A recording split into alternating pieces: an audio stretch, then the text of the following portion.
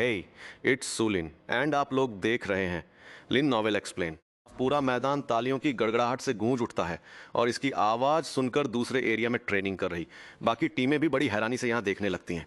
लो युनजेंग एकदम सीधा खड़ा हो जाता है। उसके चेहरे पर थकान का नामो निशान तक नहीं है और न ही उसकी सांसें फूली हैं। वो रिपोर्ट करते हुए कहता है, रिपोर्ट इंस्ट्रक्टर, स्टूडेंट लो युनजेंग ने 300 पुशअप्स पूरे कर लिए हैं, अब आगे के आदेश दीजिए। फीमेल इंस्ट्रक्टर एक बार फिर लो युनजेंग को बड़ी हैरानी और सम्मान भरी नज़रों से देखती है और उसे वापस अपनी टीम में जाने को कहती है। वहां मौजूद सभी स्टूडेंट्स हक्के बक्के रह जाते हैं और खुद से सवाल करने लगते हैं कि आखिर ये मुमकिन कैसे है। अच्छे स्टैमिना वाले लड़के भी शायद इसे अलग अलग सेट्स में कर लें, पर एक साथ बिना रुके लगातार 300 पुशअप्स लगाना सच में किसी के बस की बात नहीं है। और अगर कोई इसे पूरा कर भी ले तब भी वो लो युनजेंग की तरह इतना रिलैक्स्ड और शांत नहीं दिख सकता। प्रिंसिपल भी सिर हिलाते हुए दंग रह जाते हैं। उन्हें लगा था कि लो युनजेंग दिखने में एक सीधा साधा और पढ़ाकू लड़का है, पर उन्हें क्या पता था कि वो पढ़ाई और ताकत दोनों में उस्ताद निकलेगा। उधर चीफ इंस्ट्रक्टर भी मन ही मन काफी प्रभावित होते हैं। वो सोचते हैं कि जो लड़का एक बार में बिना रुके 300 पुशअप्स लगा सकता है, उसकी काबिलियत यहाँ मौजूद स्पेशल फोर्स के कमांडो इंस्ट्रक्टर्स के बराबर है। शेन येजी, झाओ लिंगजुन और क्लास टीचर की तो जैसे बोलती ही बंद हो गई थी। देखते ही देखते अब दोपहर हो चुकी थी। फीमेल इंस्ट्रक्टर अपनी बात खत्म करने के बाद सभी स्टूडेंट्स को लंच के लिए कैंटीन ले जाती है। शेन यिरेन इंस्ट्रक्टर से इजाजत लेकर अपनी बेटी और लो युनजेंग के साथ वहीं रुक जाता है। चैप्टर 27। शेन यिरेन लो युनजेंग की तरफ बढ़ता है और उसे पानी की बोतल देते हुए कहता है, बेटा तुम्हारा बहुत बहुत शुक्रिया। लो पहले थोड़ा पानी पी लो, तुम पसीने से पूरी तरह भीग चुके हो और बहुत थक गए होगे। लो युनजेंग उसे देखते हुए मन ही मन सोचता है, अब मुझे बेटा कह रहे हो, कल रात जब तुम मुझे गले लगाकर सो रहे थे तब तो कुछ और ही कह रहे थे। लुओ युनजेंग कहता है, शुक्रिया आंटी, मैं बिल्कुल ठीक हूँ। ये मंजर देखकर शेन यिरेन की फीमेल असिस्टेंट और बॉडीगार्ड अपनी हंसी दबाने लगते हैं क्योंकि ये दोनों एक्टिंग काफी अच्छी कर रहे थे। शेन येजी के मासूम चेहरे पर घबराहट और खुद को दोषी मानने वाले भाव थे। ये पहली बार था जब माँ बेटी दोनों लुओ युनजेंग के साथ एक ही फ्रेम में थे। लुओ युनजेंग एक हल्की मुस्कान के साथ कहता है, क्या तुम्हें देखकर लगता है कि मुझे कुछ हुआ है? वैसे तुम्हारी लो ब्लड शुगर अब कैसी है? शेन येजी जवाब देती है, तुम्हारी लॉलीपॉप की वजह से मैं अब बिल्कुल ठीक हूँ। वो अपना हाथ आगे बढ़ाती है और उसकी हथेली में वही लॉलीपॉप नजर आती है। उसने उसे बस थोड़ा सा ही खाया था और फिर उसके रैपर को बड़े ध्यान से वापस वैसे ही पैक कर दिया था। लुओ युनजेंग कहता है, अरे बस एक लॉलीपॉप ही तो है, अगर नहीं खाना तो उसे फेंक दो। लेकिन शेन येजी फौरन अपना हाथ पीछे खींच लेती है और उस लॉलीपॉप को कसकर पकड़ लेती है। दरअसल वो इसे एक यादगार के तौर पर हमेशा संभाल कर रखना चाहती थी। ये सब देखकर शेन यिरेन इधर उधर देखती है और कहती है, अरे भाई तुम दोनों क्या मुझे भूल ही गए हो? क्या मैं यहाँ मौजूद नहीं हूँ? फिर वो लुओ युनजेंग से कहती है, बेटा शुक्रिया अदा करने के लिए आंटी तुम्हें बाहर खाना खिलाना चाहती है, तो क्या तुम चलोगे? जाओ हॉस्टल जाकर अपने कपड़े बदल लो। लुओ युनजेंग मना करते हुए कहता है, नहीं आंटी, मिलिट्री ट्रेनिंग के दौरान हमें बाहर जाने की इजाजत नहीं है। शेन येजी भी कहती है, हाँ मम्मी, हम आपसे ज्यादा देर बात नहीं कर सकते, हमें डाइनिंग हॉल में खाना खाने जाना है। अगर हमें देर हो गई तो इंस्ट्रक्टर हमें सजा देंगे। शेन यिरेन कहती है, चलो ठीक है, फिर किसी और दिन मैं लुओ युनजेंग को थैंक यू कहूंगी। वो उन दोनों को डाइनिंग हॉल तक छोड़ने जाती है और चलते चलते लुओ युनजेंग को उनके बीच हुए वादे की याद दिलाती है। लुओ युनजेंग का मोबाइल हॉस्टल में था, इसलिए उसने फिलहाल कोई जवाब नहीं दिया।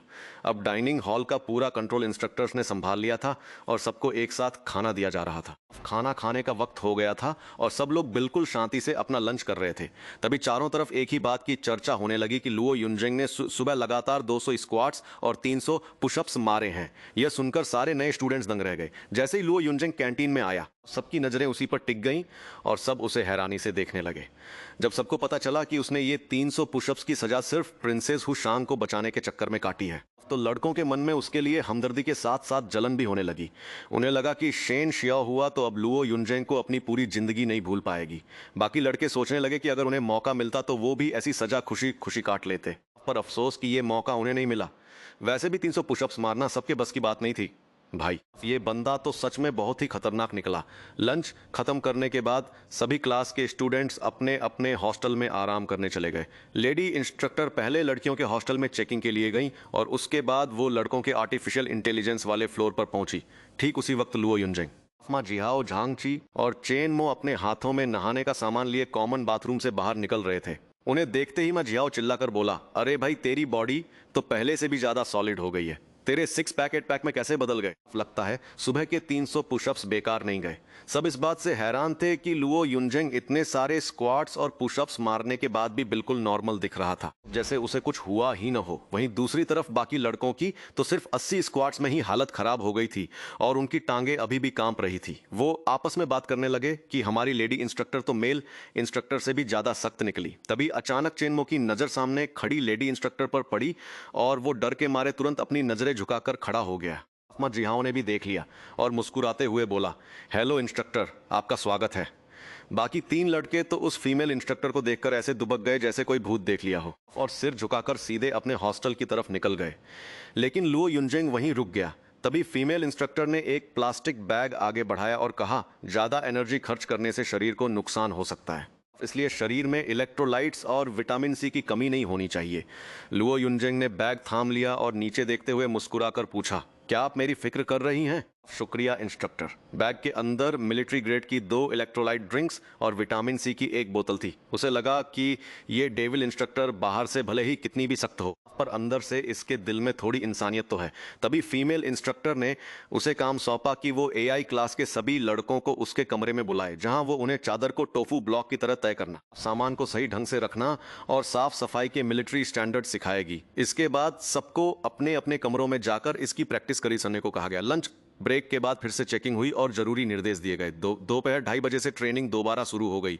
सुबह की तरह पहले हिस्से में परेड की प्रैक्टिस हुई और एक की दूसरे हिस्से में फिजिकल ट्रेनिंग। रात को मनोरंजन के लिए गाने बजाने का प्रोग्राम हुआ। शुरुआत के 3 दिन तो बस माहौल में ढलने के लिए थे, लेकिन चौथे दिन से ट्रेनिंग की इंटेंसिटी काफी बढ़ा दी गई। अब उन्हें 3 किलोमीटर की रनिंग, स्क्वाट्स, सिट अप्स और पुश अप्स जैसी कड़ी मेहनत करनी पड़ रही थी। साथ ही वो मिलिट्री फाइटिंग स्किल्स, थ्योरी और देश की सुरक्षा से जुड़ी पढ़ाई भी कर रहे थे। 7वें दिन की क्लास खत्म होने के बाद उन्हें आधे दिन का रेस्ट मिला। कल से उन्हें एडवांस ट्रेनिंग के लिए असली मिलिट्री कैंप में शिफ्ट होना था। इन 7 दिनों के दौरान लुओ युनजेंग का परफॉर्मेंस सबसे जबरदस्त रहा, जो साफ तौर पर दिखाई दे रहा था। शारीरिक क्षमता और सीखने की गजब की रफ्तार, नई चीजों को जल्दी अपना लेने की ये खासियतें ए इंस्ट्रक्टर की नजरों से छिपी नहीं थी। लुओ युनजेंग ने जब से वो खास दवा का पानी पिया था, उसकी शारीरिक क्षमता किसी भी सामान्य इंसान से कहीं ज्यादा हो चुकी थी। उसके शरीर के तमाम सिस्टम, चाहे वो नर्वस सिस्टम हो, सर्कुलेटरी सिस्टम हो, रेस्पिरेटरी हो, डाइजेस्टिव हो, मस्कुलर हो, इम्यून सिस्टम हो या मेटाबॉलिक सिस्टम, सबके सब पूरी तरह से अपग्रेड हो चुके थे। अगर इसे मार्शल आर्ट्स की भाषा में कहें तो बस 4 शब्द काफी हैं इनका वजह। अब उसे अपनी ताकत बढ़ाने के लिए किसी पॉइंट की जरूरत नहीं थी। उसके पास बेपना ताकत, रफ्तार, स्टैमिना और जबरदस्त एनर्जी थी। कुल मिलाकर वह एक नया इंसान बन चुका था, जैसे उसका पुनर्जन्म हुआ हो। सब लोग ध्यान से सुन लो, कल सुबह 5 बजे ठीक समय पर यहाँ इकट्ठा हो जाना। हम सब बस से मिलिट्री कैंप के लिए निकलेंगे। अगर कोई देरी से आया तो उसे तुरंत ट्रेनिंग से बाहर कर दिया जाएगा। लेडी इंस्ट्रक्टर ने हमेशा की तरह काला चश्मा पहन रखा था। ट्रेनिंग ले रहे छात्र अब तक नहीं जानते थे कि वह असल में कैसी दिखती है, लेकिन सिर्फ लुओ युनजेंग जानता था कि उसकी नजरें चश्मे के पार भी देख सकती हैं। उसकी खूबसूरती झाओ लिंगजुन और शेन येजी से बिल्कुल कम नहीं थी। बस उसकी आंख के कोने पर एक छोटा सा निशान था। शायद यही वजह थी कि वह हमेशा चश्मा पहनती थी, या हो सकता है कि यह उसकी पहचान छिपाने का कोई तरीका हो। इंस्ट्रक्टर, सुना है कि हर बटालियन का मिलिट्री कैंप अलग अलग जगह होता है। हमारी 1st रेजिमेंट 3rd बटालियन की 1st कंपनी किस टुकड़ी में जा रही है? 1 हफ्ते की मिलिट्री ट्रेनिंग में धूप में झुलसकर जिहाओ का रंग काला पड़ चुका था। लेडी इंस्ट्रक्टर ने ठंडे लहजे में जवाब दिया, जो पूछने लायक है वही पूछो, फालतू के सवाल मत करो। इसके बाद सबको तितर बितर होने और अपनी मर्जी से समय बिताने को कह दिया गया। तभी शेन येजी ने कुछ गुजारिश की, जरा मेरी बात सुनो जुनजुन दीदी, क्या लुओ युनजेंग और तुम लोग मेरे घर खाना खाने चलोगे? खाना खाने के बाद हम सब साथ में स्कूल वापस आ जाएंगे। क्या ये ठीक रहेगा? क्या इससे तुम्हारे घर वालों को परेशानी तो नहीं होगी? झाओ लिंगजुन ने खुशी खुशी हामी भरते हुए कहा, बिल्कुल नहीं, कोई परेशानी नहीं होगी। मेरी मम्मी और मेरी नानी हमेशा से लुओ युनजेंग का शुक्रिया अदा करना चाहती थी और आज का दिन इसके लिए एकदम सही है। झाओ लिंगजुन ने आवाज को खींचते हुए कहा, तो मतलब तुम ये सब लुओ युनजेंग को शुक्रिया कहने के लिए कर रही हो? फिर मैं वहां जाकर क्या करूंगी? क्या मैं वहां जाकर एक लव बर्ड्स के बीच का तीसरा पहिया बन जाऊंगी? अरे क्या तीसरा पहिया? तुम भी ना कुछ भी मत बोलो। शेन येजी ने शर्माते हुए अपना सिर झुका लिया। हाँ हाँ, मजाक कर रही थी यार। झाओ लिंगजुन ने अपनी कोहनी से लुओ युनजेंग को इशारा करते हुए पूछा, और तुम्हारे पास समय है ना? ऐसा तो नहीं कि तुम्हें फिर से अपनी मौसी के घर जाना है? लुओ युनजेंग के मन में ख्याल आया, क्या सच में शेन येजी ने अपनी माँ से बात नहीं की? उसकी माँ तो घर पर नहीं है, वो तो अभी ईरन इंटरनेशनल के आलीशान फ्लैट में मेरा इंतजार कर रही हैं। ऐसा है क्या? शेन येजी के चेहरे पर उदासी छा गई। झाओ लिंगजुन से उसकी ये उदासी देखी नहीं गई। उसने कहा, लो युनझेंग येजी हमारी बहुत अच्छी दोस्त है। क्या तुम्हें उसे खाना खाने के लिए मना करने में शर्म नहीं आएगी? अपनी मौसी को एक फ़ोन कर दो और कह दो कि अगली बार आ जाओगे। शेन येजी ने उम्मीद भरी नज़रों से देखते हुए पूछा, हम जा सकते हैं? क्या तुम आओगे? शेन येजी की मासूम और नरम आंखों को देखकर लो युनझेंग का मन उसे मना करने का नहीं हुआ। उसने सोचा उसके घर जाना भी ठीक ही रहेगा। वैसे भी मुझे तो अब शेन आंटी के साथ वक्त बिताने का मौका नहीं मिल पाएगा, तो फिर ठीक है, मैं हॉस्टल वापस चलता हूँ। मेरी छोटी मौसी को फ़ोन लगा दो, तुम लोग भी हॉस्टल जाकर कपड़े बदल लो। हम शे येजी एक बच्चे की तरह खुश थी।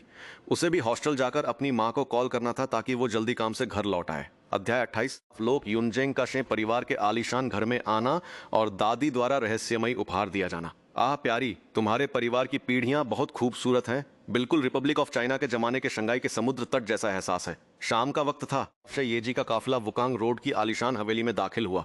झाओ लिंगजुन, लोक युनजेंग और शे येजी एक साथ बेंटले की पिछली सीट पर बैठे थे। ओ स्वागत है, स्वागत है। शे यिरन के घर पहुंचते ही उन्हें अपने इंटरनेशनल सीक्रेट बेस पर पहले लोक युनजेंग और फिर अपनी बेटी का फोन आया। वो तो नहीं चाहते थे कि लोक युनजेंग उनके घर आए, क्योंकि लोक युनजेंग और उनकी बेटी के बीच जितनी नजदीकियां बढ़ेंगी, दोनों के अफेयर के पकड़े जाने का खतरा उतना ही बढ़ जाएगा। लेकिन फिर उन्होंने सोचा कि ये ठीक ही है, क्योंकि बेटी और वो अब स्वाभाविक रूप से एक दूसरे को जान जाएंगे। तो फिर आगे से उन्हें चोरों की तरह छिपने की जरूरत नहीं पड़ेगी। अगर किसी दिन बेटी उन्हें साथ देख भी लेगी तो बात संभाली जा सकती है। पुरानी कहावत है, सबसे खतरनाक जगह ही सबसे सुरक्षित होती है। इसे ही लैंप के नीचे अंधेरा कहते हैं। शे यिरन को बस एक ही बात की चिंता थी कि उनकी बेटी लोक युनजेंग के इतने करीब क्यों आ रही है। दरअसल मिलिट्री ट्रेनिंग के पहले दिन लोक युनजेंग ने उसकी मदद की थी, जिससे उसके दिल में लोक युनजेंग के लिए सम्मान बढ़ गया था। फिर लोक युनजेंग ने उसके लिए सजा भी काटी, जिससे वो खुद को दोषी महसूस करने लगी। यही तो किस्मत है। बात बस यहीं तक सीमित नहीं थी। उसे सच में इस बात की फिक्र थी कि कहीं उसकी बेटी को भविष्य में लुओ युनजेंग से प्यार न हो जाए। फिलहाल तो स्थिति को देखते हुए जैसे जैसे हालात सामने आएंगे वैसे ही फैसला लेना सही होगा। तभी शिन येजी गाड़ी से नीचे उतरी और झाओ लिंगजुन का हाथ पकड़कर आगे आई। उसने कहा, मम्मा मैं आपको इन दोनों से मिलवाती हूँ। ये मेरे सबसे अच्छे दोस्त झाओ लिंगजुन और लुओ युनजेंग हैं। झाओ लिंगजुन ने मुस्कुराते हुए हाथ हिलाया और कहा, नमस्ते शिन आंटी। एक हफ्ते पहले मैंने आपको स्कूल के प्लेग्राउंड में देखा था। आप बिजनेस की दुनिया की महारानी हैं और मैं आपका बहुत बड़ा फैन हूँ।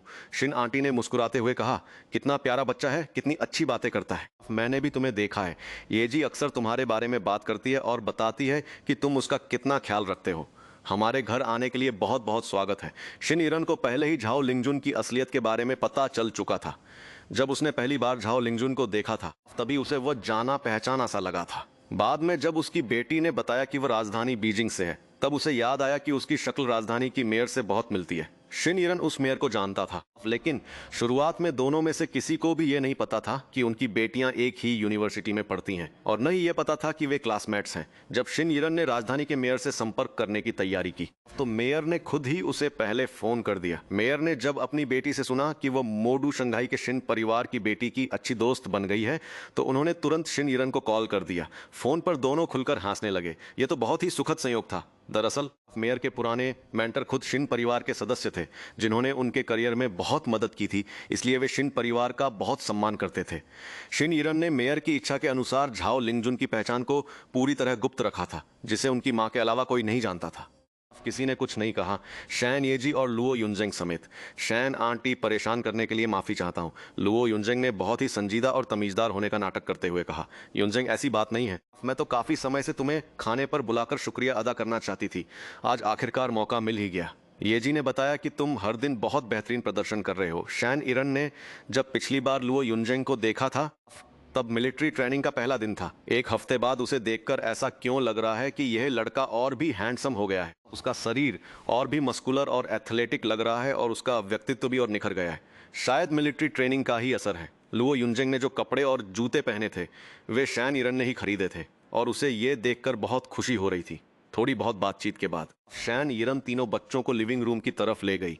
घर के नौकर और बॉडीगार्ड्स ने शैन, येजी और मेहमानों का अभिवादन किया। अमीरों के घर तो ऐसे ही होते हैं। ये आलीशान बंगला कम से कम 3000 स्क्वायर मीटर का होगा। केवल नौकरों की संख्या ही दर्जन भर से ज्यादा है और वे सभी युवा और बेहद सुंदर हैं। सच में देखने लायक नजारा है। लिविंग रूम में पहुंचते ही लुओ युनजेंग और झाओ लिंगजुन की आंखें चमक उठी। हॉल के बीचों बीच एक विशाल क्रिस्टल झूमर लटका हुआ था। छत की ऊंचाई कम से कम 10 मीटर थी, जो जगह को और भी विशाल खुला और शानदार बनाती थी। रिपब्लिकन एरा के रेट्रो स्टाइल की सजावट और फर्नीचर हर तरफ से अमीरी और ऐतिहासिक विरासत की झलक दे रहे थे। दादी, ये वही मेरे अच्छे दोस्त हैं जिनके बारे में मैंने आपको बताया था, झाओ लिंगजुन और लुओ युनजेंग। शैन येजी ने दादी से उन दोनों का परिचय कराया। बुजुर्ग महिला का व्यक्तित्व काफी प्रभावशाली था और वे बेहद कीमती कपड़ों और गहनों में सजी हुई थी, लेकिन उनके चेहरे पर एक सौम्य मुस्कान थी। शीशांग सोफे से उठकर मेहमान का स्वागत करने के लिए आगे बढ़ी। उन्होंने कहा, स्वागत है, स्वागत है। क्या तुम ही लुओ युनजेंग हो? लड़का काफी होनहार और समझदार लग रहा है। बूढ़ी महिला ने ध्यान से लुओ युनजेंग को परखा। उन्होंने अपने जीवन में बहुत उतार चढ़ाव देखे थे और उन्हें लोगों को पहचानने का गहरा अनुभव था। वे किसी के चेहरे को देखकर ही उसके चरित्र और उसके भविष्य के बारे में सटीक अंदाजा लगा सकती थी। लुओ युनजेंग को बस कुछ पल देखने के बाद ही उन्हें यह समझ आ गया था कि यह लड़का आम नहीं है और भविष्य में बहुत बड़ा आदमी बनेगा। दादी ने कहा, बेटा, एक हफ्ते पहले जब मेरी प्यारी पोती येजी मिलिट्री ट्रेनिंग कर रही थी, तब उसका शुगर लेवल कम हो गया था। यह तुम्हारी ही सूझबूझ थी कि तुमने उसे समय रहते मदद दी और इसके लिए तुम्हें खुद सजा भी भुगतनी पड़ी। मुझे इसका बहुत अफसोस है, इसलिए मैं खास तुम्हारे लिए 2 तोहफे लाई हूँ। दादी ने महिला हाउसकीपर की ओर इशारा किया। हाउसकीपर ने एक लाल लकड़ी की ट्रे पेश की, जिसमें एक ब्लैक गोल्ड कार्ड और एक छोटा लाल लकड़ी का डिब्बा रखा था। यह black gold card Shane group का सुप्रीम कार्ड था।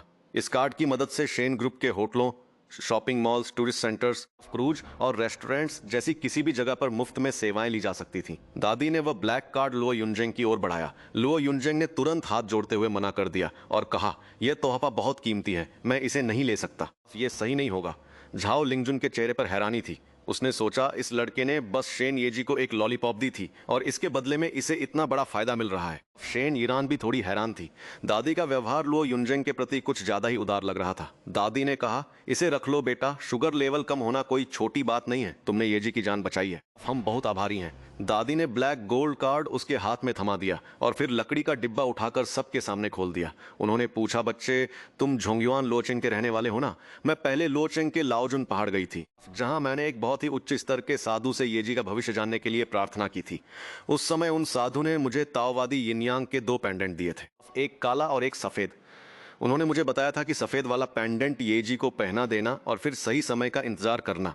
जो भी व्यक्ति येजी की 18 वर्ष की आयु के आसपास उसकी मदद करेगा, वही उसका जीवन भर का रक्षक बनेगा और उस भाग्यशाली व्यक्ति के जीवन में भी सुख समृद्धि आएगी। बच्चे, वो भाग्यशाली व्यक्ति और कोई नहीं, तुम ही हो। यह सुनते ही लुओ युनजेंग, शेन येजी, शेन यिरन और झाओ लिंगजुन चारों हैरान रह गए।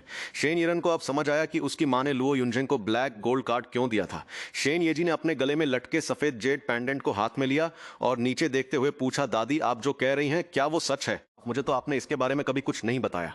दादी ने मुस्कुराते हुए कहा, भविष्य की बातें पहले बताने से उनका प्रभाव खत्म हो जाता है, इसलिए तुम्हारी माँ को भी इसके बारे में नहीं पता था। मैंने ये पेंडेंट लुओचेंग से ही प्राप्त किए थे और लुओ युनजेंग भी वहीं का रहने वाला है। ये सब ऊपर वाले का ही इशारा है। शनियजी ने फिर पूछा, तो क्या आप कह रही हैं कि ये मेरा रक्षक है और जीवन भर मेरी रक्षा करेगा? दादी ने हामी भरी। यह सुनकर शेन येजी खुशी से झूम उठी, लेकिन शेन यिरन का चेहरा थोड़ा उतर गया। वह मन ही मन सोचने लगा, ये सब क्या हो रहा है? ये लड़का, यह कैसे मुमकिन है कि मैं अपनी बेटी की पूरी जिंदगी रक्षा करूं? मेरे और उसके बीच सब कुछ उलझ गया है, पूरी तरह से अस्त व्यस्त हो गया है। यह अंधविश्वास है, यह अंधविश्वास है, पक्का अंधविश्वास है। ओ, एक और तरीका हो सकता है। अगर मैं और ये लड़का शादी कर लें और एक परिवार बना ले, तो वह मेरी बेटी बन जाएगी। तब तो मैं उसकी जिंदगी भर रक्षा कर पाऊंगा। हाँ, यही सही रास्ता है। ताओ गुरु की गणना बिल्कुल सटीक थी। माँ और बेटी दोनों बहुत खुश हैं, लेकिन झाओ लिंगजुन खुश नहीं हो पा रही है। एक हफ्ते साथ बिताने के बाद उसे लुओ युनजेंग में दिलचस्पी होने लगी है और धीरे धीरे उसके मन में प्यार के एहसास जाग रहे हैं। स्कूल में हर कोई चर्चा कर रहा है कि वे दोनों प्रेमी हैं। झाओ लिंगजुन न तो इस बात को स्वीकार कर रही है और न ही मना कर रही है। अगर लुओ युनजेंग को शेन येजी की पूरी जिंदगी रक्षा करनी है, तो मेरा क्या होगा? ये अंधविश्वास है, 100% अंधविश्वास है। नए जमाने के पढ़े लिखे युवाओं के नाते हमें विज्ञान पर भरोसा करना चाहिए और अंधविश्वास का विरोध करना चाहिए। लुओ युनजेंग पूरी तरह हैरान है कि आखिर चल क्या रहा है। मैं तो बस खाना खाने आया था, अचानक मुझे यह ताइची पेंडेंट क्यों दे दिया और अजीब अजीब बातें क्यों करने लगे? मैं शेन येजी के लिए सही जीवन साथी कैसे हो सकता हूँ? मैं तो उसकी माँ के लिए सही जीवन साथी हो सकता हूँ। ताओ गुरु, क्या उस वक्त आपने बहुत ज्यादा पी रखी थी? कृपया गलत जोड़ियां मत बनाइए। जब लुओ युनजेंग ने पहली बार शेन येजी को करीब से देखा था, तभी उसने उसके गले में लटके ताइची पेंडेंट को देख लिया था। उस समय वो हैरान था कि यह सिर्फ आधा क्यों है, लेकिन अब उसे समझ आया कि दूसरा आधा हिस्सा उसका इंतजार कर रहा था। बच्चे, इसे रख लो। इंसान की किस्मत पहले से तय होती है। तुम्हें बहुत बहुत शुभकामनाएं। बूढ़ी औरत की नजरें लुओ युनजेंग पर टिकी थी, लेकिन उसकी आंखों में एक अजीब सी चमक और रहस्य था। दादी का लहजा काफी गहरा था। ऐसा लग रहा था जैसे उन्होंने लुओ युनजेंग को पहले ही अपना होने वाला नाती मान लिया हो। लुओ युनजेंग चुपचाप खड़ा रह गया। जब उसने लकड़ी का बक्सा खोला तो उसके अंदर एक काले रंग का मछली के आकार का पेंडेंट था। यह शेन येजी के सफेद जेड पेंडेंट के साथ मिलकर से एक परफेक्ट ताइची का निशान बना रहा था। दावत का माहौल कुछ खास अच्छा नहीं था। लुओ युनजेंग तो बस खाना खाने में मशगूल था। शेन येजी मन ही मन खुश हो रही थी। झाओ लिंगजुन किसी गहरी सोच में डूबी थी और शेन ईरन का दिमाग इस बात को लेकर उलझा हुआ था कि क्या उसे ओल्ड मास्टर पर भरोसा करना चाहिए या नहीं। वह बार बार इसी दुविधा में थी। रात का खाना खत्म होने के बाद झाओ लिंगजुन का मन अब और वहां रुकने का नहीं था। उसने जल्दी स्कूल वापस जाने की बात कही। लुओ युनजेंग को शेन यिरन और उसकी बेटी के सामने थोड़ा अजीब महसूस हो रहा था, इसलिए उसने बूढ़ी दादी और आंटी शेन से विदा ली। शेन येजी भी उनके साथ वापस स्कूल चली गई। कल सुबह 5 बजे सबको एक साथ आर्मी कैंप में ट्रेनिंग के लिए जाना था। तीनों के जाने के बाद शेन यिरन ने लुओ युनजेंग को एक मैसेज भेजा और उसे अपने सीक्रेट बास पर बुलाया। अध्याय 29, शाओलिन की 72 कलाएं। मैं एक साथ 100 लोगों को पीट सकता हूँ। ईरन के इंटरनेशनल अपार्टमेंट में लुओ युनजेंग ने पासवर्ड डालकर अंदर कदम रखा। पासवर्ड उसका अपना जन्मदिन था। वह यहाँ सिर्फ एक बार आया था और अभी तक उसका फिंगरप्रिंट या फेस आईडी रजिस्टर नहीं हो पाया था। ओह, मेरी बेटी का रक्षक आ गया, शेन ईरन सोफे पर बैठकर तंज कसते हुए बोली। उसके हाथ में गर्म कॉफी का मग था। लुओ युनजेंग ने चप्पल पहनी और मजाक में कहा, क्यों, तुम्हें अपनी बेटी से जलन हो रही है क्या? भाड़ में जाओ, हमने एग्रीमेंट साइन किया था। तुमने वादा किया था कि तुम मेरी बेटी के साथ कोई चक्कर नहीं चलाओगे। अरे भाई, मैंने कब तुम्हारी बेटी के साथ कुछ किया है? यह तो तुम्हारी माँ ने मुझे दिया था। मैंने एक ब्लैक गोल्ड कार्ड और एक जेड पेंडेंट दिया और ऊपर से कुछ अजीब बोगरीब बातें भी कह दी। तो क्या अब इसमें मेरी गलती है? लुओ युनजेंग ने अपनी जेब से ब्लैक गोल्ड कार्ड और काला जेड वाला ताइजी पेंडेंट निकाला। उसने कहा, अगर तुम्हें यह पसंद नहीं है तो मैं इसे वापस ले लेता हूँ। शे ईरेन ने कहा, नहीं, रहने दो, यह मेरी माँ की तरफ से एक प्यार भरी निशानी है। शे ईरेन लुओ युनजेंग के इस रवैये से बहुत खुश थी। शे ईरेन ने अपनी माँ की बातों के बारे में सोचते हुए कहा, उस बूढ़े ताओवादी गुरु की बातों पर यकीन नहीं किया जा सकता। मैं खुद कई बार लाओजुन पर्वत गई हूँ। मैं ताओ धर्म का सम्मान करती हूँ, लेकिन ये भविष्यवाणियां और ज्योतिष पूरी तरह से अंधविश्वास हैं। इसमें कोई वैज्ञानिक आधार नहीं है।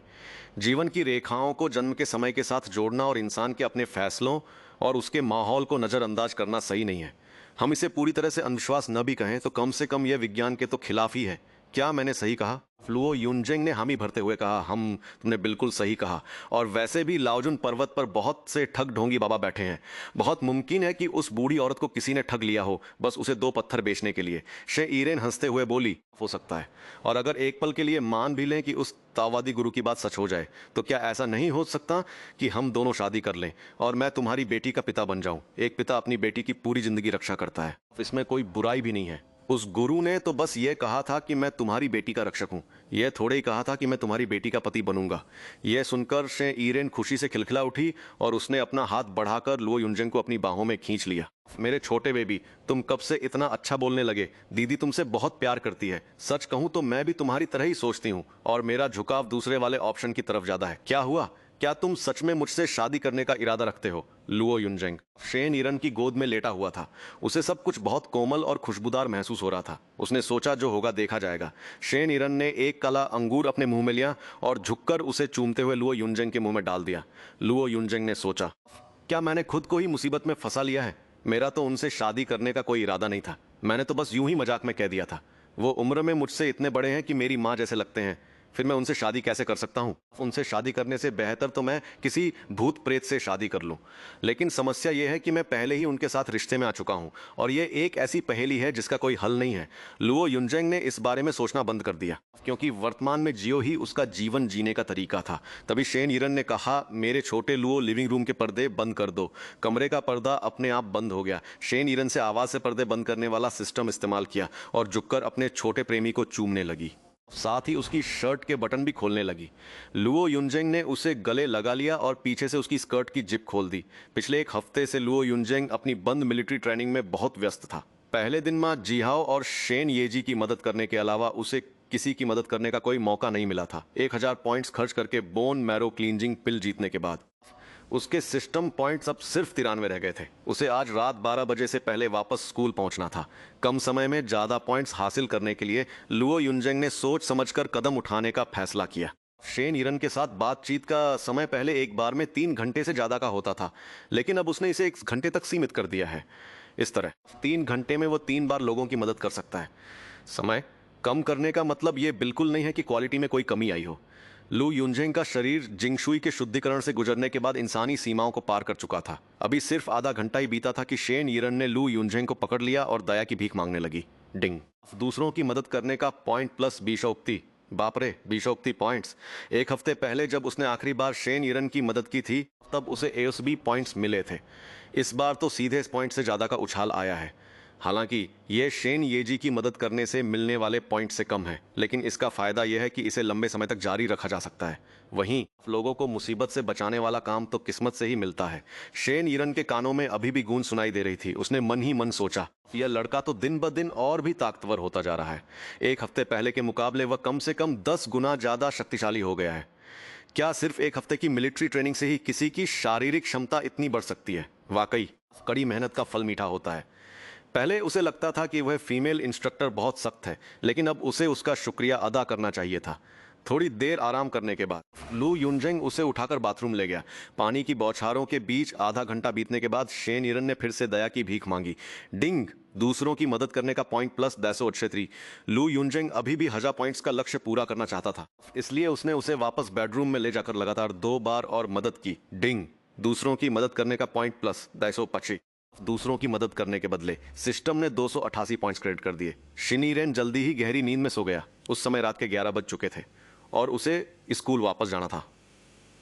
नहाते वक्त लुआ युनजेंग ने सिस्टम को एक्टिवेट किया। उसके पास कुल 1229 पॉइंट्स थे। उसने 1000 पॉइंट्स खर्च करके लकी ड्रॉ सेक्शन में स्पिन किया। बधाई हो होस्ट, आपको इनाम के तौर पर मास्टर लेवल की शाओलिन की 72 कलाएं और प्रैक्टिकल कॉम्बैट स्किल्स मिली हैं। लुआ युनजेंग खुशी से झूम उठा। उसके दिमाग में एक साथ शाओलिन की 88 कलाएं जैसे कि लुओ हान फिस्ट, ब्रिलियंट फिस्ट और जिया यो चुआन हुआ हैंड जैसी 8 तरह की मुक्केबाजी की तकनीकें समा गईं। इसके अलावा ग्रेट स्ट्रेंथ डायमंड हैंड, बोरे पाम और तथागत पाम जैसी 10 हथेली की तकनीकें, साथ ही फिंगर जेस्चर, फ्लावर फिंगर और वन फिंगर जेन जैसी 9 तरह की उंगलियों की तकनीकें भी उसे हासिल हो गईं। इतना ही नहीं, dragon claw hand, lightning grab, तलवारबाजी, तलवार की तकनीक, लाठी चलाने का तरीका, छड़ी का दांव, मूवमेंट टेक्निक्स, आंतरिक शक्ति, फॉर्मेशन और कई गुप्त मार्शल आर्ट्स को मिलाकर कुल 72 कलाएं एक साथ उसके दिमाग में भर गईं। लुआ युनजेंग की आंखों के सामने अंधेरा छा गया और वह गिरने से बचने के लिए तुरंत शावर का हैंडल पकड़कर खड़ा हो गया। पहले मिली एक बोन क्लींजिंग पिल की वजह से उसकी आंतरिक शक्ति का बेस पहले से ही मजबूत था, इसलिए सिर्फ 10 मिनट के भीतर ही उसने शाओलिन की उन 72 कलाओं में महारत हासिल कर ली और सब कुछ पूरी तरह सीख लिया। जैसा कि कहा जाता है, दुनिया की सारी मार्शल आर्ट्स शाओलिन से निकली हैं और शाओलिन की तकनीकें पूरी दुनिया में बेजोड़ हैं। इन 72 कलाओं में से अगर कोई सिर्फ एक कला में भी पूरी तरह निपुण हो जाए तो वह पूरी दुनिया में अकेले राज कर सकता है। लेकिन यह तो जैसे जैसे राजवंश बदले और समय बीता, बहुत सी दुर्लभ कलाएं लुप्त हो गईं। समाज में स्थिरता और शांति बनाए रखने के लिए मार्शल आर्ट्स को धीरे धीरे खेल और प्रदर्शन के रूप में बदल दिया गया। इसी वजह से बहुत से लोग ये गलतफहमी पाल बैठे हैं कि शाओलिन मार्शल आर्ट सिर्फ दिखावा है और ताइक्वांडो से भी कमजोर है। बेशक आज की शाओलिन मार्शल आर्ट सिर्फ दिखावा बनकर रह गई है, लेकिन इसके बावजूद कोई भी ट्रेनर आराम से 5-6 सामान्य लोगों को धूल चटा सकता है। और लू युनजेंग जिन सपनी दुर्लभ कलाओं का माहिर है, वे सभी पारंपरिक शाओलिन युद्ध कौशल हैं, जिनमें से कई तो सदियों पहले ही विलुप्त हो चुकी हैं। इनमें से कोई भी एक कला उठाकर देख लें, वह ताइक्वांडो, कराटे, सांडा या थाई बॉक्सिंग के बड़े से बड़े मास्टर को कुचलने के लिए काफ़ी है। इस पल लू युनजेंग ने अपनी मुट्ठियां कस लीं, उसकी नसें उभर आईं और उसका मन कर रहा था कि वह जोर से चिल्लाकर कहे कि मैं अकेले 100 लोगों को पीट सकता हूं। अध्याय 30 advanced military training. Scene shift प्रशांत महासागर का एक गुमनाम द्वीप। सुबह के 5 बजे फुजियाओ यूनिवर्सिटी का कैंपस। मिलिट्री ट्रेनिंग की 6 कंपनियां सवार होकर धीरे धीरे रवाना होने लगी। दूसरे एडवांस्ड मिलिट्री धीरे रवाना होने लगी। दूसरे चरण की एडवांस्ड मिलिट्री ट्रेनिंग शुरू हो चुकी थी। काउंसलर बाई चुक्सिया और क्लात छात्रों को अलविदा कहा और सुरक्षा का ध्यान रखने को कहा। इस साल आर्टिफिशियल इंटेलिजेंस विभाग का मिलिट्री ट्रेनिंग कैंप बहुत रहस्यमयी है। यहाँ तक कि प्रोफेसर, विभाग के अध्यक्ष और डीन को भी नहीं पता कि छात्र ट्रेनिंग के लिए आखिर कहाँ जा रहे हैं। बाई चुक्सिया और सू वानकिंग यह देख रही थी। वानचिंग को थोड़ी चिंता हो रही थी। उसने कहा, लू युनजेंग और झाओ लिंगजुन, कृपया हमारी लाडली का ध्यान रखना, मैं आप लोगों से विनती करती हूँ। शेन येजी की निजी सहायक और महिला बॉडीगार्ड को ट्रेनिंग में साथ जाने की इजाजत नहीं थी। उन्हें शेन येजी की सुरक्षा की चिंता नहीं थी, क्योंकि मिलिट्री कैंप की सुरक्षा पर कोई सवाल ही नहीं उठा सकता था। उन्हें फिक्र थी कि शेन येजी वहां मुश्किलों का सामना कैसे करेगी, उसे लो ब्लड शुगर की समस्या न हो जाए या वह घायल ना हो जाए। जब से पिछली रात शेन परिवार की दादी ने लू युनजेंग को ताई जी जेड का तोहफा दिया था, तब से ही उसकी सहायक और बॉडीगार्ड उसे बहुत अहमियत देने लगी थी। समझदार लोग देख सकते थे कि दादी ने लू युनजेंग को अपने होने वाले नाती दामाद के रूप में चुन लिया था। आगे क्या होगा यह तो भविष्य की बात है, लेकिन दादी उस पर बहुत भरोसा करती थी। लू युनजेंग उठा और झाओ लिंगजुन के बगल में बैठकर शेन येजी की कार की खिड़की के पास गया। उसने कहा, सू टीचर, आप लोग अपना ख्याल रखना, एक हफ्ता बहुत जल्दी बीत जाएगा। झाओ लिंगजुन, शेन येजी और बाकी छात्रों ने हाथ हिलाकर विदाई दी। जब शेन येजी ने लू युनजेंग को यह कहते सुना कि हम येजी का ख्याल रखेंगे, तो वो मन ही मन बहुत खुश हुई। दादी ने पिछली रात जो किया उससे वह इतनी उत्साहित थी कि पूरी रात सो नहीं पाई। उसने सोचा, वह मेरा रक्षक है और प्यार मेरी पूरी जिंदगी की रक्षा करेगा। शेन येजी जितना ज्यादा सोच रही थी उतनी ही उत्साहित होती जा रही थी। उसे लू युनजेंग से पहले से ही लगाव था और एक रात के बाद तो उसका दिल धड़कने लगा था। हालांकि उसे खुद अभी इसका एहसास नहीं था। वह बहुत ही मासूम लड़की थी और उसे सामान्य दोस्ती और प्रेमी प्रेमिका के रिश्ते के बीच का अंतर समझ नहीं आता था। उसे बस बहुत खुशी महसूस हो रही थी। उसने सतर्क होकर पूछताछ की। शेन येजी को महसूस हुआ कि उसकी अच्छी दोस्त झाओ लिंगजुन कुछ उदास है, लेकिन उसे कारण नहीं पता था। शेन येजी ने प्यार से पूछा, जुन जुन दीदी, क्या आप ठीक नहीं हैं? झाओ लिंगजुन ने फीकी मुस्कान के साथ कहा, नहीं, ऐसा कुछ नहीं है। शायद एक हफ्ते की मिलिट्री ट्रेनिंग की वजह से थोड़ी थकान हो गई है। तभी बस के सामने खड़ी महिला इंस्ट्रक्टर ने चिल्लाकर कहा, अब से सब लोग बिल्कुल शांत रहेंगे। उसके हाथ में एक स्टोरेज बॉक्स था। उसने निर्देश दिया, नीचे वाली कतार से शुरू करते हुए, सभी छात्र अपने मोबाइल फोन और बाकी सभी निजी सामान जमा कर दें। याद रहे, मैंने सभी निजी सामान कहा है। मोबाइल और बाकी इलेक्ट्रॉनिक चीजें स्विच ऑफ होनी चाहिए। लुआओ युनजेंग के पिछले अनुभव को देखते हुए सबने शांति से अपना सामान जमा करना शुरू कर दिया। जब लुआओ युनजेंग की बारी आई तो उसने अपनी गर्दन से वो काला जेड लॉकेट उतारा। इसे देखते ही उसके पास बैठी झाओ लिंगजुन का ब्लड प्रेशर बढ़ गया और खिड़की के पास बैठी शेन येजी के चेहरे पर मुस्कान ऐसी थी कि उसे छिपाना मुश्किल हो रहा था। जब महिला इंस्ट्रक्टर ने देखा कि शेन येजी ने एक सफेद जेड लॉकेट जमा किया है जो लुआओ युनजेंग के लॉकेट के साथ मिलकर एक ताइजी जोड़ी बनाता है, तो उसे शक हुआ। उसने सोचा, लुआओ युनजेंग और शेन येजी प्रेमी हैं, यह मुमकिन नहीं है। अगर वे प्रेमी होते तो मुझे अब तक पता चल जाता, सिवाय इसके कि वे कल रात ही साथ में थे। लुआओ युनजेंग ने वह काला लॉकेट इसलिए पहना था क्योंकि उसे वह देखने में अच्छा और कीमती लगा था। साथ ही उसका कुछ और मकसद भी था। अभी गाड़ियों का काफिला स्कूल से बाहर निकला ही था कि महिला इंस्ट्रक्टर ने सभी छात्रों को काले रंग के हुड या हेड कवर बांट दिए और उन्हें पहनने का आदेश दिया। सब हैरान रह गए। ओ तेरी, इतनी ज्यादा गोपनीयता! पक्का ये लोग हमें किसी स्पेशल फोर्सेज के बेस पर ले जा रहे हैं। माँ जिहाओ को सब याद था। तनाव और उत्साह के बीच वह और चांग ची चुपचाप लुओ युनजेंग, झाओ लिंगजुन और शेन येजी के पीछे बैठे थे। शेन येजी पूरी रात सोई नहीं थी, इसलिए अब उसे नींद आने लगी और वह धीरे धीरे सो गई। लुओ युनजेंग का दिमाग अभी भी काफी सक्रिय था, इसलिए बोरियत दूर करने के लिए उसने सिस्टम को जगाया और सोचा कि क्यों ना एक लकी ड्रा खेला जाए। उसके पास 229 पॉइंट्स थे। उसने सोचा, चलो पहले 10 पॉइंट्स वाला छोटा इनाम लेकर मन बहलाते हैं। उसने ड्रा किया और सिस्टम ने कहा, बधाई हो होस्ट, आपको एक बॉक्स व्हीकल और शिपिंग स्पेशल इफेक्ट मेडिसिन मिली है। लुओ युनजेंग ने सोचा, मैं तो कभी गाड़ियां या जहाज चलाता ही नहीं हूं, चलो इसे बैकअप के लिए सिस्टम स्टोरेज में रख लेता हूं। उसने फिर से ड्रा किया, बधाई हो होस्ट, आपको ब्लड सर्कुलेशन और पेन रिलीफ वाली स्पेशल हर्बल मेडिसिन की एक बोतल मिली है। इसे भी उसने आगे के लिए सिस्टम स्टोरेज में रख लिया। अब उसके पास 209 पॉइंट्स बचे थे। उसने सोचा, चलो 100 पॉइंट्स वाले लकी ड्रा सेक्शन में चलते हैं। उसने ड्रा किया, बधाई हो होस्ट, आपको एक स्किल कॉपी कार्ड मिला है। लुओ युनजेंग ने पूछा, स्किल कॉपी कार्ड क्या है? सिस्टम की एआई आवाज ने समझाया, होस्ट, इस स्किल कॉपी कार्ड का उपयोग करके आप किसी भी व्यक्ति की कोई भी स्किल कॉपी कर सकते हैं, लेकिन एक कार्ड से केवल एक ही स्किल कॉपी की जा सकती है। लुओ युनजेंग ने मजाक में पूछा, क्या मैं इससे किसी महिला की बच्चा पैदा करने वाली स्किल भी कॉपी कर सकता हूँ? एआई ने कोई जवाब नहीं दिया। उसने फिर से एक और ड्रा किया, बधाई हो होस्ट, आपको एक और स्किल कॉपी कार्ड मिला है। लुओ युनजेंग ने कहा, अरे वाह, एक और मिल गया, बहुत बढ़िया, ये तो 10 पॉइंट्स वाले इनाम से कहीं ज्यादा बेहतर है। अब उसके पास सिर्फ 9 पॉइंट्स बचे थे। लुओ युनजेंग आखिरकार 1 घंटे के लिए शांत हुआ, जिसके बाद महिला इंस्ट्रक्टर ने सभी को बस से नीचे उतारा। पीछे की 2 बसों को मिलाकर कुल 108 प्रशिक्षुओं को 3 मिलिट्री स्पीड बोट्स में शिफ्ट किया गया। सभी प्रशिक्षुओं की आंखों पर पट्टियां बंधी थीं, जिससे उन्हें अपनी दिशा या स्थिति का अंदाजा नहीं था। केवल लुओ युनजेंग ही जानता था क्योंकि पानी में घुलने के बाद उसमें सामान्य इंसानों से कहीं ज़्यादा दिशाओं को समझने की और संवेदनशीलता की शक्ति आ गई थी। उन्हें फिलहाल चांगजियांग नदी के वुसोंगटो घाट पर रखा गया था और ऐसा लग रहा था कि वे समुद्र की ओर जा रहे हैं। झाओ लिंगजुन ने शेन येजी का हाथ कसकर पकड़ रखा था ताकि वह उसे जहाज पर चढ़ा सके। वह केवल लुओ युनजेंग से गुस्सा थी, लेकिन शेन येजी के लिए उसके मन में बहनों जैसा प्यार था। जहाज पर चढ़ने के बाद वे ज़्यादा देर नहीं रुके और सीधे पूर्व की ओर समुद्र के मुहाने की तरफ बढ़ गए। मिलिट्री स्पीडबोट की रफ्तार बहुत ज़्यादा थी, करीब 40 नॉट यानी 72 किलोमीटर प्रति घंटा, जो आम क्रूज जहाज़ों से दोगुनी तेज थी। सफ़र में काफ़ी झटके लग रहे थे और चांगजियांग नदी से समुद्र में पहुंचते ही ये झटके और भी बढ़ गए। चारों तरफ से उल्टी करने की आवाज़ें आने लगी। माँ जिहाओ का पेट मथ रहा था। वह चिल्लाया, मैं तुम्हारी ऐसी तैसी कर दूं। अब समझ आया कि उन्होंने हमें नाश्ता क्यों नहीं करने दिया।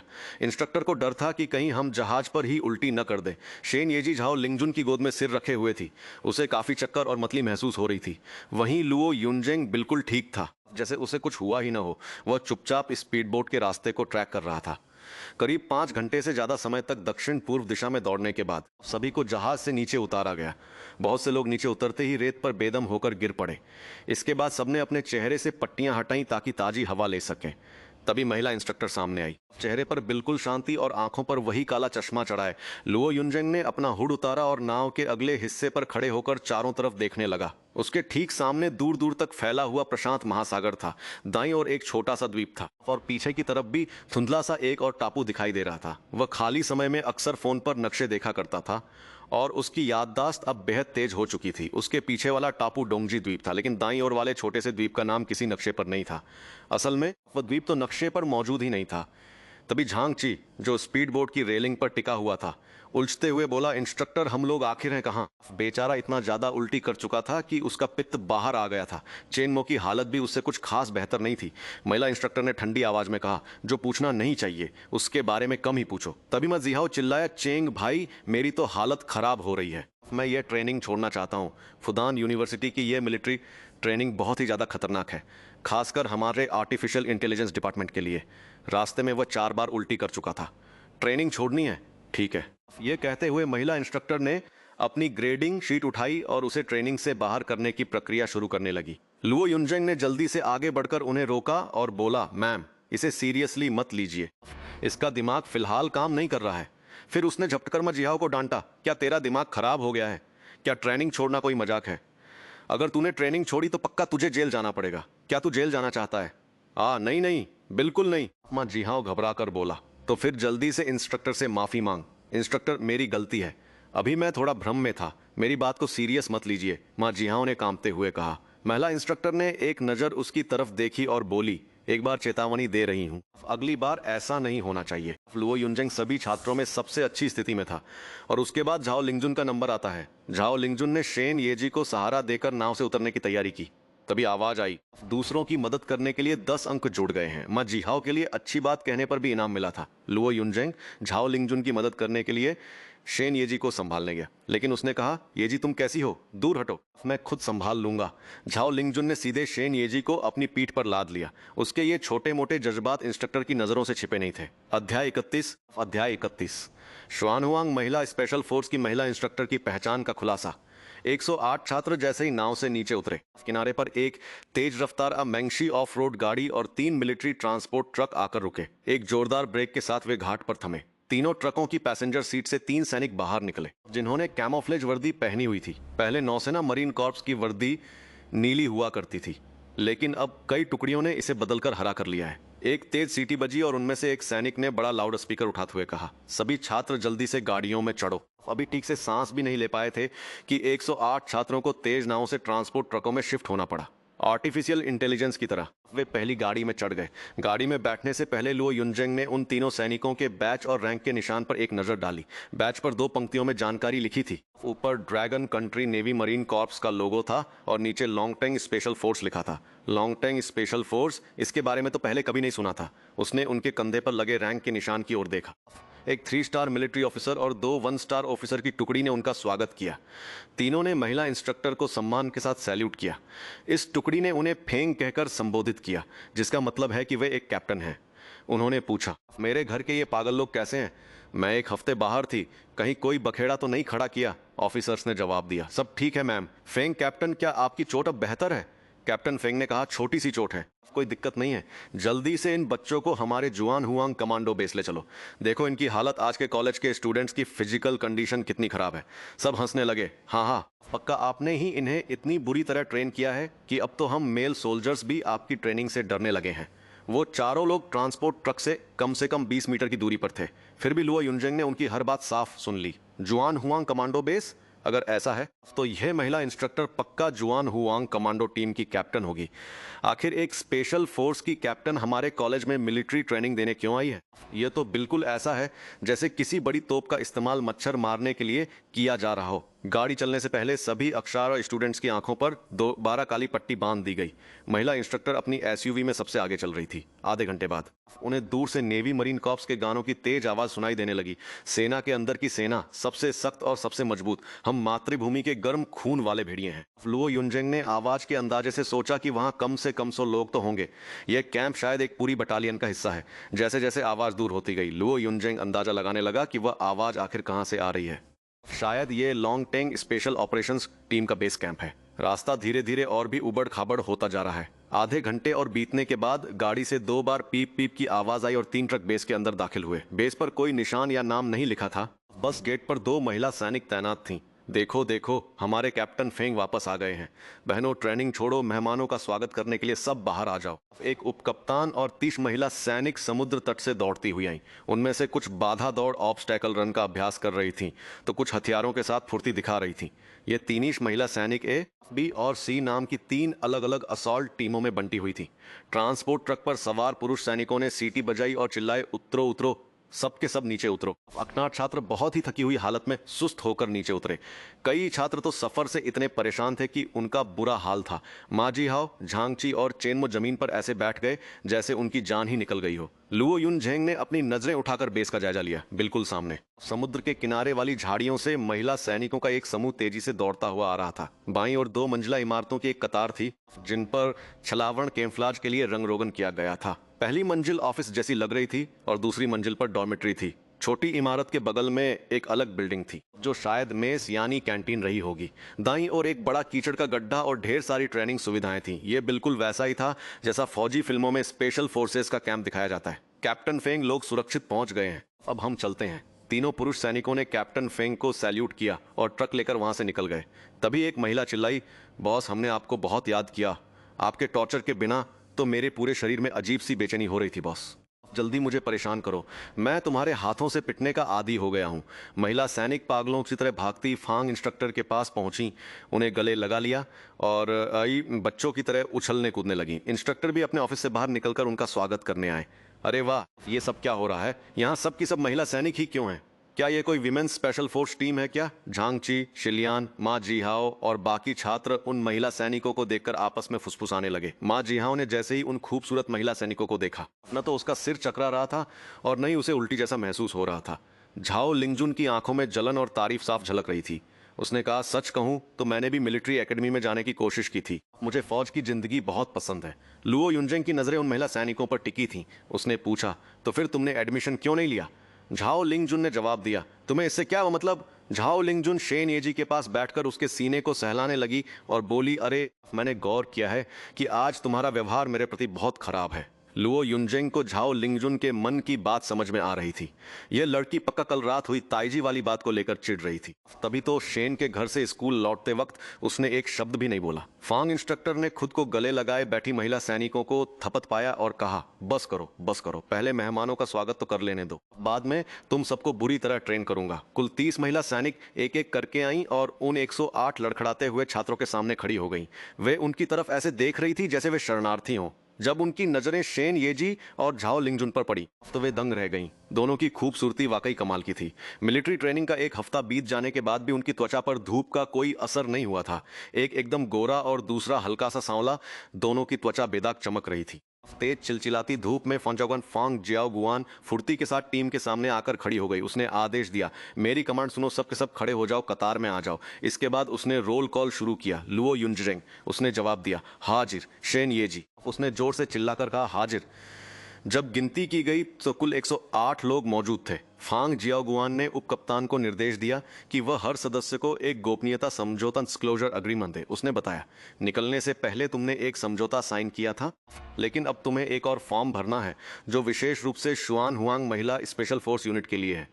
उसने आगे समझाया, मैं तुम्हें बता दूं, तुम अभी ड्रैगन कंट्री की नेवी मरीन कॉर्प्स की लॉन्गटेंग स्पेशल ऑपरेशन ब्रिगेड के शुआन हुआंग महिला कमांडो यूनिट में हो। तुम सबने गोपनीयता का समझौता साइन किया है, इसलिए इसका कड़ाई से पालन करना। जो कोई भी राज लीक करेगा उसे कानूनी कार्रवाई के लिए सौंप दिया जाएगा। हल्का मामला होने पर 5 साल या उससे कम और गंभीर होने पर 10 साल तक की जेल हो सकती है। क्या सबको समझ आया? सबने एक साथ जवाब दिया, जी मैम। फिर उसने अपना परिचय दिया, मेरा नाम फांग सैफेंग है, मैं 25 साल की हूं और नेशनल डिफेंस यूनिवर्सिटी से ग्रेजुएट हूं। मैं इस शुआन हुआंग महिला कमांडो यूनिट की कैप्टन हूं। तुम लोग मुझे कैप्टन फांग बुला सकती हो। जैसे ही फांग सैफेंग ने अपना काला चश्मा उतारा, पूरा मैदान हैरान रह गया और सब एक साथ चिल्ला पड़े। माँ जिहाओ की तो आंखें फटी की फटी रह गईं। वह हैरान होकर बोला, अरे भाई, एक हफ्ते बाद जाकर आज पहली बार हमने अपनी कैप्टन का चेहरा देखा है। उनकी नजरें बाज की तरह तेज हैं और खूबसूरती में तो वो शेन शियाहुआ और झाओ देवी से भी कम नहीं है। वहीं झांगची भी दंग रह गया। वह बुदबुदाया, यह तो वही है। क्या ये वाकई महिला स्पेशल फोर्स की कैप्टन है? क्या ये वाकई मुमकिन है कि कोई 25 साल की उम्र में ही मेजर बन जाए, वो भी नेशनल डिफेंस यूनिवर्सिटी से ग्रेजुएट होने के बाद? ये नामुमकिन सा लगता है जब तक कि उसने कोई बहुत बड़ा कारनामा न किया हो। खामोशी छा गई। नीन शेंग ने गौर किया कि उसकी आंखों के कोने पर एक निशान है। शांति के बीच फांग फेंगसाई ने अपने बगल में खड़े इंस्ट्रक्टर और लियूप कप्तान का परिचय कराया। लियूप कप्तान ने दहाड़ते हुए कहा, आज से तुम सभी 8 छात्रों को शुआन हुआंग महिला कमांडो टीम की देखरेख में 7 दिनों के खूंखार ट्रेनिंग से गुजरना होगा। आने वाले दिन तुम्हारी कॉलेज की मिलिट्री ट्रेनिंग से 10 गुना ज्यादा कठिन होने वाले हैं, इसलिए मानसिक रूप से तैयार हो जाओ। अरे नहीं सर, हम तो बस साधारण कॉलेज के छात्र हैं, सैनिक या कमांडो नहीं। हमें इतनी बुरी तरह टॉर्चर करने की क्या जरूरत है? बिल्कुल सही कहा, हमारे कॉलेज वालों का दिमाग तो नहीं फिर गया है। मैंने पहली बार सुना है कि किसी को ट्रेनिंग के लिए सीधे स्पेशल फोर्सेस के पास भेजा जा रहा है। वहां शिकायतों का शोर मच गया। लेकिन कुछ लोग ऐसे भी थे जो इस सब के लिए बहुत उत्साहित थे, जैसे लुओ युनजेंग और झाओ लिंगजुन। इन दोनों को सेना में, खासकर स्पेशल फोर्सेस में शामिल होने का बहुत शौक था। शेन येजी भी इस जगह को लेकर काफी उत्सुक थी और उसे सब कुछ नया लग रहा था। लियूप कप्तान ने तेज आवाज में कहा, जरा अपनी हालत तो देखो, तुम कमजोर और दुबले पतले कॉलेज के छात्र। न सिर्फ तुम्हारी शारीरिक क्षमता कम है, बल्कि इच्छा शक्ति भी नाम मात्र की है। हम जानते हैं कि तुम साधारण छात्र हो, इसीलिए हमने तुम्हारे लिए जो ट्रेनिंग स्टैंडर्ड तय किए हैं वो असली सैनिकों की तुलना में काफी कम रखे हैं। फिर भी तुम्हें शिकायत करने की हिम्मत कैसे हो रही है? तभी इंस्ट्रक्टर ने बड़े ही नरम लहजे में सबको समझाते हुए कहा, छात्रों, देश की रक्षा करना हम सबकी जिम्मेदारी है।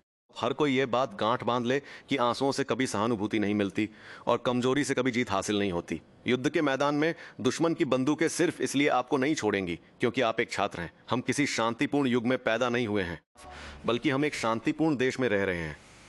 दुनिया के हालात तेजी से बदल रहे हैं और हमारे चारों ओर के दुश्मन हम पर गिद्धों की तरह नजरें गड़ाए बैठे हैं। हमें हमेशा सतर्क रहना होगा, इसलिए अपने नखरे और आलस को पूरी तरह छोड़ दें। मातृभूमि की सेवा मेरे रग रग में बसी है।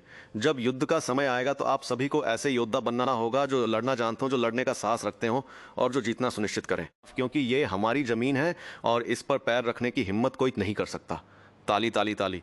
झाओ लिंजुन यह सुनकर जोश से भर गया और उसने सबसे पहले उत्साह के साथ तालियां बजाईं। अध्याय 32, कमांडर की लाडली बेटी, अब तुम्हारी खैर नहीं, सबसे पहले तुम्हें ही सबक सिखाऊंगा।